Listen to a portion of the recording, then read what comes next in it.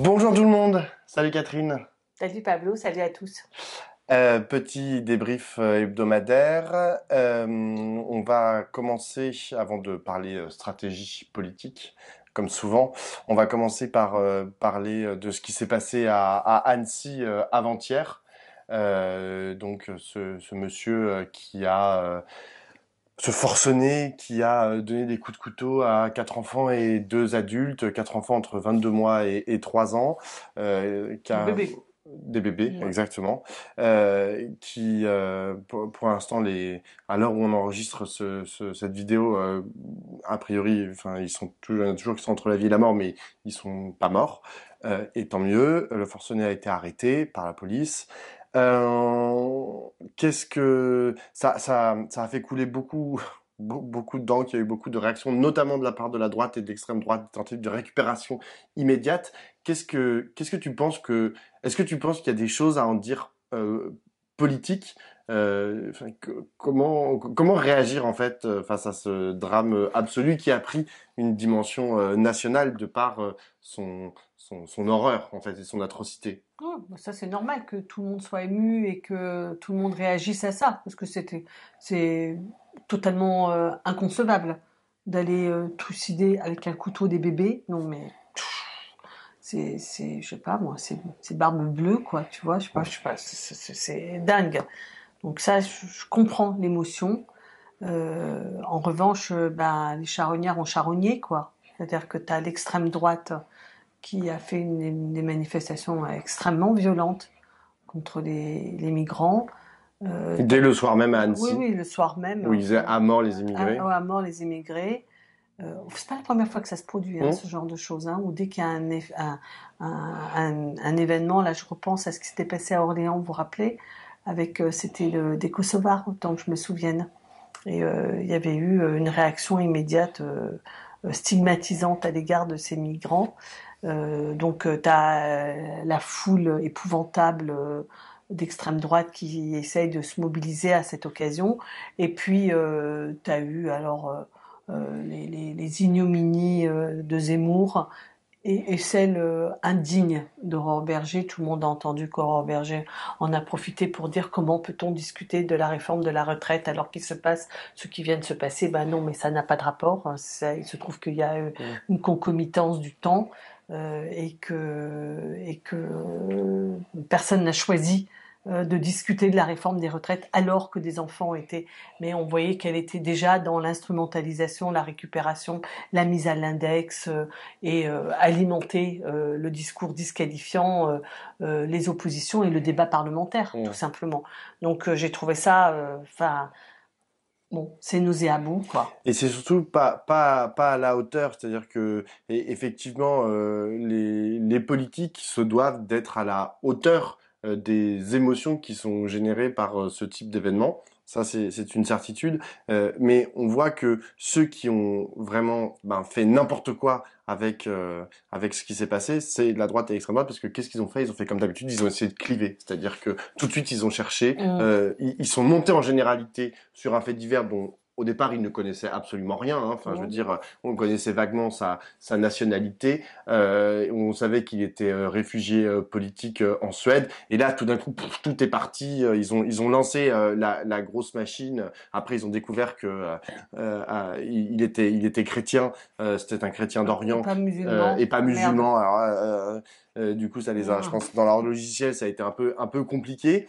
Mais en tout état de cause, ce qu'ils ont fait, c'est qu'ils sont montés en généralité pour stigmatiser, en fait, le reste des migrants et dire, et les réfugiés, et dire il Oui, faut enfin, revenir sur notre politique l'extrême de droit d'asile. droite ou Oui, Aurore Berger pour exactement. dire on n'a pas le droit de causer d'autre chose, et on doit se Exactement. taire et on doit voter la loi et on doit s'abstenir de discuter de la Alors, réforme des retraites. Voilà. alors même que ce qu'appelle en fait ce type d'événement dramatique, c'est précisément l'inverse. C'est-à-dire que ça doit être en fait parce qu'il y a une douleur qui est immense, qui est partagée par beaucoup. Hein, parce que je sais plus qui le disait, mais un bébé, enfin l'atrocité en fait de s'en prendre à des bébés est quelque chose qui génère en fait chez les gens à la fois une peur, une horreur et un Et et, et, une profonde et une profonde incompréhension. incompréhension, Ouais. exactement. Donc donc là, notre rôle, en fait, collectivement, c'est précisément de dire bon, on va se serrer les coudes, on va digérer en fait cette émotion et essayer de retrouver de l'unité là-dedans. Qu'est-ce que fait la droite et l'extrême droite? C'est eux, genre ils ont leur agenda absolument abominable et ils foncent tête baissée dans ce genre d'ignominie. Donc, Moi, je pense qu'ils sont même pas en phase avec la population, en fait, en faisant ça. hum, Je pense que la plupart des gens se représentent leurs propres enfants d'une certaine manière. hum, Enfin, je veux dire, c'est de ça c'est ce à quoi on pense, c'est aux enfants. hum, On pense pas d'abord aux tueurs. Enfin, je sais pas comment dire. C'est second dans notre réaction à tous et hum, notre émotion. Et donc, en faisant ça, je pense qu'ils sont en fait pas en phase, comme tu disais tout à l'heure, avec l'émotion de la population. Je pense hum. qu'ils racontent quelque chose qui est tellement dicté par leur agenda politique que, à mon avis, ils passent à côté du sujet, quoi. Ils apparaissent même comme presque inhumains, en fait, Ouais, je c'est ça, trouve. tout à fait.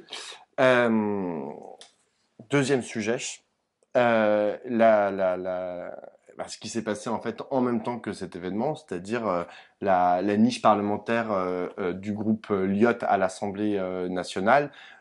Donc, pour résumer très rapidement, il y avait 3 articles dans la proposition de loi proposée par le groupe Lyot, dont le premier était de revenir de 64 à 62 ans pour l'âge de départ légal à la retraite, ce qui a été retoqué en commission des affaires sociales. Le groupe Lyot ainsi que le groupe socialiste avait essayé de le remettre par amendement pour le débat dans l'hémicycle pour le jeudi 8, et puis la présidente de l'Assemblée nationale, Yaël Braun-Pivet, a brandi l'article 40, ce qui a fait que ils n'ont pas pu remettre cet article 1 dans leur proposition de loi, et donc du coup, ils ont décidé de retirer Le groupe l'ensemble, Lyot. le groupe Lyot a décidé de retirer l'ensemble de sa proposition de loi en disant, faut arrêter de se foutre de notre gueule, les 2 autres articles sont secondaires, enfin, ils servent pas à Un grand peu de chose. dignité, Voilà, un quoi. peu de dignité. Donc nous refusons en fait Mm. de débattre sur 2 articles qui n'ont pas de sens sans le premier. Donc il n'y a pas eu de débat. Et surtout, il n'y a pas eu de vote. Donc il n'y aura jamais eu de vote à l'Assemblée nationale sur le prolongement de l'âge de départ à la retraite de 62 à 64 ans. Ce qui pose, on l'a déjà dit, ça a été déjà dit force fois, quand même un énorme problème démocratique et institutionnel, quoi. Genre, c'est original. Il y a des gens qui ont commencé à chercher, savoir si c'était déjà arrivé. Alors, c'est déjà arrivé sur des toutes petites lois, sur des trucs où tout le monde s'en foutait un peu, c'est-à-dire qu'ils avaient réussi. En fait, il y avait certains articles, il y a certains articles en fait parfois qui ne sont pas débattus parce que, comme ça a été le cas pour l'article 7, on n'arrive pas jusqu'au bout. Sauf que là, il s'agit d'un article quand même qui est éminemment important. Mm. C'était le centre du projet de loi de réforme des retraites. Donc, c'est vrai que c'est une situation en fait qui est ultra complexe parce que tout le monde en vérité est dans une impasse. C'est-à-dire que la Nupes a perdu cette bataille au Parlement, même s'il y a eu un grand mouvement social, qu'elle a réussi à se reconstituer, à trouver voilà genre les voies et moyens de travailler ensemble sur le sujet, etc. Mais enfin, elle a perdu au Parlement. Le gouvernement, c'est vraiment une victoire à la Pyrrhus, c'est-à-dire que maintenant ils sont considérés par l'ensemble des forces politiques et une grande partie de la population comme étant des gens qui piétinent les institutions et la démocratie. Là, les LR, j'en parle pas, on n'a toujours pas compris ce qu'était exactement leur position. Et le RN, bien en fait, au même titre que la Nupes, ils ont aussi perdu la bataille parlementaire. Donc tout le monde y a perdu. C'est-à-dire qu'il n'y a pas de gagnant en fait. Il y a des vaincus incontestablement, mais il n'y a pas de gagnant. Voilà, et du coup, on est dans cette situation où, en gros, le gouvernement dit allez, on passe à autre chose, on va parler des prochains projets de loi, le projet de loi sur la valeur ajoutée, vous allez voir, on va faire un truc un peu de gauche. Ah, et puis on va parler du projet de loi immigration, il y a une partie pour vous la gauche, puis il y a une partie pour vous la droite, etc. Mais en vérité, comme l'a rappelé Raquel Garrido dans la midinale que j'ai faite avec elle hier, quand on voit la quantité en fait de mécaniques et de mécanismes autoritaires qui ont été utilisés et qui sont parfaitement constitutionnels, hein, qui ont été utilisés par le gouvernement, Raquel disait, y a quelque chose qui s'est rompu en fait dans la confiance que même nous parlementaires avions dans nos institutions, ce qui pose un grave problème duquel il va falloir sortir à un moment par le haut. Comment? Pour l'instant, j'ai pas les clés. Ouais, moi, ce que j'ai noté, c'est que cette semaine, il y a eu d'autres événements qui donnent un peu la mesure des choses. C'est-à-dire à la fois, les sondages ont tous montré que l'opposition à la réforme ne faiblissait pas, en fait. Hein. Donc, à Epsilon près, on est toujours dans les mêmes eaux. Les gens veulent pas que ça s'arrête, Ils n'ont pas décidé qu'il fallait piller les Gaules. Ceci étant, l'idée que c'était, pour l'instant, provisoirement en tout cas, paumé, ça s'est aussi vu par le fait que la manifestation de mardi n'a pas complètement rempli ses objectifs, puisqu'en fait, c'était quand même l'idée d'être suffisamment nombreux pour imposer ce débat, voire ce vote à l'Assemblée. Donc, je pense qu'il y a cette ambivalence qui était là, qui est depuis le départ en fait. Hein, c'est on n'en veut pas, mais on croit pas qu'on va gagner. Alors mardi, c'était ultra évident quoi, avec le fait que le mouvement de mobilisation par la grève et par la manifestation était vraiment Mm. down quoi. Donc les gens ils ont le sentiment qu'ils ont perdu. Et puis l'autre chose qui m'a frappé, c'est que jeudi soir, bah, en fait, contrairement au 49.3 qui avait suscité des mobilisations spontanées, ça n'a pas été le cas. Mm. Alors probablement qu'il y avait l'arrière-plan de cette affaire d'Annecy, d'émotion qui fait que dans le choc, voilà, mais et puis peut-être aussi parce que c'était attendu, tellement répété, etc. Mais en tout cas, ce qui était en train de se passer, c'est d'acter de façon définitive que la loi sur les retraites ne serait pas votée et que les macronistes auront fait absolument tout pour empêcher qu'il soit discuté et voté au Parlement. Là, c'était tellement limpide, il n'y avait même pas l'histoire du 49.3 derrière, Mm. etc. C'était tellement pur que je crois que tout le monde l'a très bien compris, a très bien compris ce qu'il en Mm. était, et ça n'a pas suscité une émotion. C'est Mm. ça que je veux dire. Il n'y a pas eu, voilà, un truc, on va dans la rue et vraiment là Mm. on peut pas accepter ça, il faut qu'on réagisse, etc.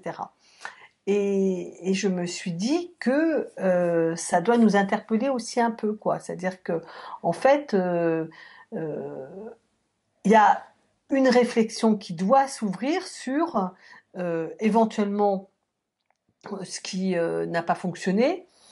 Bon, je pense que c'est plutôt à la marge, en fait, parce que profondément, le problème central, on l'a connu dès le départ, c'est le problème du débouché politique, quoi, du fait qu'on savait qu'on était devant une grosse difficulté politique pour faire aboutir notre unité en acte, quoi. Et puis, je pense qu'aussi, il y a une question, on en a parlé un peu tous les deux, euh, de comment on vit ensemble en démocratie. Enfin, qu'est-ce que c'est que ce système, quoi. Certes, ils ont utilisé toutes les arguties, mais en fait, au bout du bout, enfin, en tout cas, moi, c'est comme ça que je le vois, c'est qu'ils utilisent toutes les arguties parce qu'ils n'ont pas les moyens, en dehors de toutes ces petites manœuvres dégueulasses, d'imposer leur programme, leur vision, leur loi, mais que personne ne l'a. Et ça, ils le répètent ad nauseum, mais c'est vrai. C'est-à-dire qu'en fait, on est dans un pays qui est profondément divisé et que je ne vois pas, sur le plan institutionnel, dans la Ve République, en dehors d'une majorité absolue au Parlement, ou dans la Sixième République, quel mode de fonctionnement on imaginerait qui permettrait que les choses fonctionnent. Comment on fait des choses dans un pays aussi divisé? C'est-à-dire que si on n'arrive pas à rassembler, à réunir, à réunifier, j'ai l'impression que c'est pas un problème simplement de cinquième ou de sixième Mm. République, c'est qu'on est là on est à un point de division dans le pays qui rend impossible de gouverner pour de vrai, quoi. C'est-à-dire eux ou nous ou Marine Le Pen. Enfin, je veux dire, personne aujourd'hui Mm. n'est en mesure d'entraîner le pays à cet instant. Mm. Et que la stratégie, qui est une stratégie, les opposants sont là pour s'opposer. Bah, oui, on peut dire qu'ils s'opposent bien, quoi. Mais du coup, on bloque tout, Mm. quoi. Moi, j'ai l'impression que Mm. ça bloque tout et que ça ne nous donne pas la clé de la suite. Je vais dire les choses un peu autrement. C'est-à-dire que si on prend l'Assemblée nationale, si on considère l'Assemblée nationale comme étant une chambre des plus importantes dans le fonctionnement institutionnel de notre République, aujourd'hui, il n'y a pas de majorité à l'Assemblée nationale. Je répète ce que tu as dit avec d'autres mots. Et la seule chose qu'on peut espérer, c'est qu'il y ait pour que le pays soit gouvernable, c'est qu'il y ait une majorité à l'Assemblée nationale. C'est d'ailleurs ce que me disent certains commentateurs ou responsables politiques de gauche. Moi, je leur dis, mais là, demain, admettons qu'on ait 200 députés, s'il y a une dissolution, bah, C'est pas la ça maille. fait pas la maille. Enfin, Mmh. il va falloir qu'on fasse des alliances et genre qui peuvent être très problématiques. Et là, on me répond, ah oui, mais non, c'est faux parce que en vérité, une campagne, c'est une dynamique. Et donc peut-être qu'avec les dynamiques, on pourra avoir une majorité. C'est D'accord. souvent ce qui est dit, mais y compris par une personne qui s'appelle Roger Martelly. Il me dit ça, il me dit on peut pas prendre genre les sondages tels qu'ils sont aujourd'hui puisque Oui, on peut mais ça lancer c'est des vrai. dynamiques. Mais Oui, ça mais c'est c'est vrai. vrai. Non, mais Oui, ça veut mais dire que notre seul objectif, c'est d'avoir la c'est la majorité. majorité, exactement. Ah, C'est la majorité absolue. Or, aujourd'hui, on a constaté, là, aux dernières élections législatives, que bah, parfois, il y avait des élections où il n'y avait pas de majorité absolue. Et là, du coup, qu'est-ce qu'on fait? C'est une stratégie qui a été, à mon avis, tu parles, les oppositions sont là pour s'opposer. C'est vrai, c'est la stratégie qu'a choisie la NUPES. Et d'abord, la France Insoumise, c'est-à-dire qu'eux, ils ont dit, nous, on veut pas, on ne participera pas à genre une coalition avec le gouvernement. Genre, je critique pas, ça, oui, ça c'est évident. Mais oui, ni mais coalition ni rien d'autre. non, exactement, ni rien d'autre. Non, mais quand je dis coalition, ça veut pas forcément dire rentrer au gouvernement. Ça veut dire que, en gros, on va pas discuter de leur budget, on va pas discuter de leurs grands textes, etc. On va s'opposer. Euh, du coup, bah, le gouvernement, la seule chose qu'il peut faire, c'est, il va pas se tourner vers le RN. Enfin, pour l'instant, c'est pas son partenaire privilégié. La seule chose qu'il peut faire, c'est se tourner vers LR. Je veux dire, c'est les seuls qui acceptent parfois, voilà, parfois pas totalement, mais un peu, qui acceptent de discuter avec eux. C'est-à-dire que, mais encore une fois, on recrée en fait des dynamiques parce que là, qu'est-ce qui est en train de se constituer? Il est en train de se constituer dans le bloc central, entre guillemets, enfin chez Emmanuel Macron, dans le parti présidentiel. Il est en train de se reconstituer un bloc qui est plus le parti présidentiel, mais qui est le parti présidentiel qui englobe une partie des LR. Et il commence à y avoir une communauté véritablement de positions. C'est plus du consensus là. Enfin, je veux dire, ils pensent carrément la même chose. Ouais, mais enfin, oui, t'as raison, c'est ça qui Oui, est en mais train de se passer. Ça change pas fondamentalement les données du problème. Si ça leur donne une majorité. ça leur donne d'une part, ça a donné une majorité. Si c'est stabilisé, ça leur donne Non une mais, et majorité. d'autre part, en fait, la proposition qui était celle d'Emmanuel Macron, que je trouve pourrie, mais sa proposition, à la base, c'était de dire, ah bah, on va discuter texte par texte. C'était la feuille de route qu'avait fixée Elisabeth Borne au début du quinquennat. Bah ça, en fait, la stratégie de la France Insoumise, c'est de dire merde à ça. C'est de dire non, vous ne discuterez pas texte par texte. Et je pense que dans une certaine mesure, cette stratégie, elle est la bonne. C'est ce que je vais reciter Roger Martelly. Roger dit on peut pas prendre des petits bouts de communisme, des petits bouts de socialisme ou des petits bouts de république, etc. Un projet, ça se prend dans son entièreté. En fait, ça se comprend dans son entièreté. Et il y a que comme ça, en fait, qu'on peut comprendre les choses. Et donc, il y a un refus du coup de la part de la Nupes de participer à ces petits marchandages de bouts de tapis. Mhm. Et mais le résultat, c'est qu'il faut nécessairement une majorité absolue à l'Assemblée nationale. Et là, il y a un problème. Mais on revient à ce qu'on avait dit il y a 2 semaines dans un débrief, qui est la question de la culture. Et nous avons, en France, cette culture de la majorité. Cette culture de, bah, il y a une majorité à l'Assemblée nationale, après ils se débrouillent entre eux avec des frondeurs, des machins, hein, mais enfin, il y a une majorité à l'Assemblée nationale. Dans d'autres pays, ce n'est pas le cas. Dans d'autres pays, ils négocient euh, texte par texte ou mandat par mandat. Enfin, je veux dire, et ça prend parfois très longtemps. En Allemagne, ils mettent parfois 1 an après les élections avant de constituer une coalition. Nous, bah, c'est pas comme ça. Et là, du coup, il y a un blocage. À nouveau, on reparle d'un blocage qui ne trouve qui trouve une expression du coup populaire dans la colère, ça c'est certain, parce que blocage institutionnel, ergo, enfin tout de suite ça met les gens dans la rue, mais qui doit trouver une solution politique. Or, là où tu as raison, c'est de dire, bon, bah, si on fait, par exemple, on convoque une constituante dans le cadre d'une sixième république, je ne vois pas très bien pourquoi ça se passerait mieux. Enfin, je veux dire, si la société est, on considère, on tire le constat qu'elle est à ce point clivée, bon, bah, dans la constituante, ça sera aussi à ce point clivé. Oui, et les propositions institutionnelles, ou bien c'est on veut développer le fait majoritaire, c'est-à-dire on donne une prime au premier groupe, un peu comme les élections municipales. Quand tu es Bon, élu, tu es le premier groupe, tu as 50%. d'entrée de jeu, bing, on te file, voilà. Donc tu confortes le fait majoritaire, ou alors tu confortes la proportionnelle.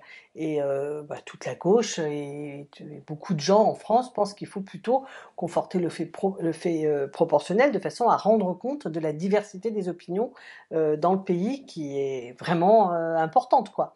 Et du coup, bah, si tu confortes la représentation d'une certaine manière à la proportionnelle de toutes ces diversités, ben, tu vois, je repense à la discussion de la semaine dernière où on se disait qu'est-ce que c'est que l'articulation entre des luttes minoritaires et un projet qui se veut majoritaire, comment on fait pour que ça coexiste ensemble, et on se disait que de toute façon, enfin, si je résume rapido, c'est que il n'y a pas de changement de société ou même sur des sujets qui comptent, qui ne rassemblent pas une majorité significative, Mm. pas enfin, une majorité qualifiée, quoi, Ouais. Dynamique, quoi. voilà, Mm. quelque chose. Ça veut dire quoi? Ça veut dire que donc le fait majoritaire artificiellement construit n'est pas une solution, mais tant qu'on n'a pas convaincu majoritairement, eh ben on est dans la merde. Et là, en ce moment, compte tenu de l'ampleur des transformations, du caractère extrêmement important des projets, des enjeux qui sont devant nous, ben on n'est pas rendu, quoi. Tout à l'heure, on écoutait Mm. ensemble Marine Tondelier au cas de Mm. vérité qui dit bon, en dehors du réchauffement climatique, tout le reste, faut lâcher Mm. l'affaire, il faut s'occuper que de ça parce que Que tout de le la reste survie de la de la planète. planète, tout le reste, ça nous divise et ça Mm. nous. Bon, je veux dire, enfin, c'est une manière de penser la construction d'un fait majoritaire qui, à mon avis, ne marchera pas, quoi. On Mm. ne peut pas choisir dans une société de polariser que sur l'écologie ou que sur le sociétal ou que sur le social. Enfin, tout ça, ça ne Mm. fonctionne pas. Il faut avoir, même pour dégager des dynamiques majoritaires, on ne peut pas faire autrement que Mm. d'avoir une proposition qui soit globale. Mais alors, du coup, bonjour pour tenir. Tu vois, quand si on Mm. prend pas les choses par petits bouts, t'as pas un petit bout de communisme, un petit bout de socialisme, un petit bout de macronisme, je sais pas quoi. Mais alors, du coup, si tu fais un projet qui intègre la totalité des enjeux d'une société, avant d'avoir réussi à convaincre la majorité de la population sur un tel sujet, bah, t'es pas rendu, quoi. Mais en fait, ça, on revient en fait à la définition de ce que devrait être un président de la République ou un député. Un député, il est représentant de la nation. Il n'est pas représentant des gens de gauche de sa circonscription, tu vois. Il est Mm. représentant de tout le monde. Pareil pour le président de la République. D'ailleurs, c'est ce qu'avait dit Emmanuel Macron dans l'entre-deux tours de 2010, non, ou après le deuxième tour en 2022. Il avait dit, je vais être le président de tous les Français. Et d'ailleurs, ils commencent tous comme ça. Quand ils gagnent au deuxième tour, ils disent vous inquiétez pas, genre je sais, genre je suis pas que le président de la droite ou je suis pas que le président de la gauche, je suis président de tous les Français. Et ils sont censés en fait être C'est mus vrai, tu as par raison. l'intérêt général. Enfin, Oui, ouais. et d'ailleurs, c'est un problème lorsque j'entends des tenants de gauche ou des tenants de droite qui disent oh bah vous allez voir, nous si on est au pouvoir, paf, c'est bon, on a le programme de A jusqu'à Z. Bah oui, mais désolé, mais dans la société, vous allez peut-être faire 25% le président, le candidat de la gauche. Admettons que le candidat de la gauche commun fasse 25% au premier tour, il est premier, il gagne au second avec 53%. Bon, bah, c'est super, mais il y a quand même d'une part, il y a les 75 autres pourcents qui n'ont pas voté pour lui au premier tour, il y a les 49% qui n'auront pas voté pour lui au second tour, et il va aussi être le président de ces Français-là. Donc il va aussi falloir qu'il compose avec cette France-là qui et pas forcément, il faut pas voir les gens qui n'ont pas voté pour un candidat ou pour un autre comme nécessairement des adversaires ou des ennemis à éliminer et et à tenir loin des lieux de pouvoir. Mais il va falloir composer avec cette diversité. Et ça, aujourd'hui, euh, d'ailleurs, le pouvoir de la façon dont Macron exerce le pouvoir depuis 6 ans, il dit je vous emmerde. Genre, de toute façon, ça ne m'intéresse pas. Genre, j'ai été élu par, il y a 23% des gens sur ceux qui sont allés voter, qui ont voté pour moi au premier tour, mais ça me suffit pour appliquer le truc et foncer comme une fusée dans un champ de mine. Et ça, c'est un problème. Et cette pratique, je ne pense pas qu'il faille que la gauche, même si je suis beaucoup plus en accord avec le programme de la gauche qu'avec celui que veut appliquer Macron, il ne faut pas qu'on répète ça, en fait, cette erreur-là. Et c'est d'ailleurs pour ça, on revient toujours à notre critique qu'on fait des programmes. C'est précisément parce qu'existe cette diversité, parmi les Français et les Françaises, que avoir un programme où t'as tout, genre de A jusqu'à Z, c'est pas très cohérent. Enfin, c'est pas en phase, en fait, avec la réalité de ce que c'est que gouverner un pays. Gouverner un pays, c'est pas mettre 49% des gens contre toi. C'est pas possible. Sinon, bah, c'est la guerre civile. Ouais, et tu vois, ce que je pensais, c'est qu'en fait, il y a des moments où les partitions politiques étaient beaucoup plus claires. Dans les années 80 ou 70, il y avait les 4 partis de gauche, tu avais 2 de droite, 2 de gauche, et le clivage gauche-droite était bien organisé. Mais à la fois, on pourrait penser que c'était une société qui était déjà très clivée, et en fait, elle était clivée, mais il y avait pas mal de socles communs. Tu vois, c'est-à-dire que l'héritage dont on parle du CNR, de l'État-providence, de l'alliance gaulo-communiste, de tout ça, euh, de la Révolution française, des valeurs de la République, etc., fait que tu avais ce socle qui permettait que justement il y ait du clivage qui est du clivage gauche-droite, qui est à l'intérieur de la gauche des oppositions, etc. Et aujourd'hui, au fond, cette disparition de ce socle commun nous rend très compliqué de savoir mais sur quoi on peut s'allier, parce que sans ça, on a l'impression que la moindre alliance nous engage globalement. C'est-à-dire que si tu soutiens une proposition d'Emmanuel Macron, d'un seul coup, tu deviens un macronien. Si le RN vote avec toi le 49.3, alors tu es vendu au RN, etc., etc. C'est-à-dire que les repères Mm. communs et ce qui nous unit, ce qui nous sépare, n'est plus clair. Et donc ça rend même ça nous rend très compliqué de faire des bouts de chemin qu'il va bien falloir faire hein, pour pouvoir sortir le pays. Parce que là, franchement, on va pas durer 4 ans comme ça. Non. Non, mais tu vois, c'est pas simplement un problème, c'est pas un problème de crise politique, c'est que Mm. c'est qu'il y a trop de sujets sur lesquels on peut pas attendre 4 ans que tout ça se résolve Mm. ou ne se résolve pas, parce qu'il y a aucune raison qu'en 2027 la situation soit Oui, il se dégage et tout d'un comme coup. par enchantement, voilà, voilà. Mm. Même si le pire arrivait, ça ne réglerait pas le problème pour Mm. elle, quoi. Pour les fachos de la bande à Marine, là, ils prennent le pouvoir, ils ont réglé quoi? Mm. Rien du tout, quoi. Mm. Bah, il y a du Donc, taf. ouais, allez, À ciao. la semaine prochaine, ciao.